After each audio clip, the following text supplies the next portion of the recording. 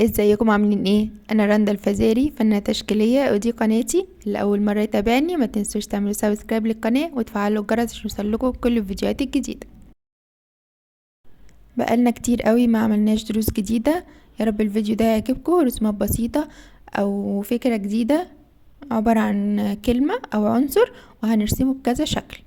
يا رب تستمتعوا بالفيديو ويعجبكم، وانتظروا بقى الافكار الجديدة او الكلمات الجديدة او العناصر الجديدة، ومستنية رأيكم في الفيديو. زي ما هو واضح معانا، احنا رسمة النهاردة او العنصر بتاع النهاردة هو المشروم او الفطر او عيش الغراب. قولولي بتسموه ايه عندكم في بلدكم. وبرضه قولولي انتوا منين. هنرسمه بكذا شكل وبكذا طريقة وبكذا اسلوب.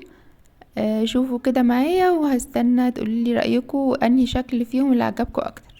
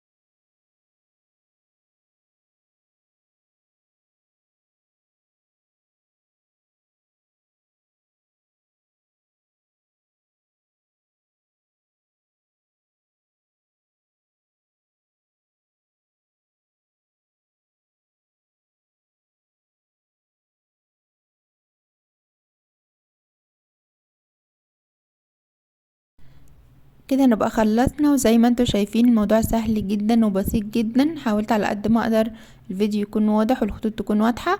قولولي برضو هل الموضوع سهل وبسيط بالنسبة لكم ولا في صعوبة. قولولي كمان لو الفكرة عجبتكم، فكرة ان احنا ناخد عنصر معين ونرسمه باكتر من شكل.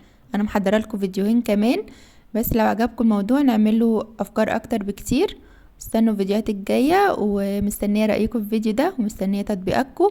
لو رسمتوا العناصر دي وبعتوها لي على جروب الفيسبوك او قناة التليجرام، هتلاقوا كل اللينكات موجودة تحت الفيديو. وزي ما قلت لكم مستنية رأيكم في الفيديو تحت في التعليقات. وما تنسوش مش عامل سبسكرايب للقناة يعمل، ولايك وشير للفيديو، وفعلوا الجرس عشان يوصلكوا كل الفيديوهات الجديدة. اشوفكم في دروس تانية على خير بإذن الله.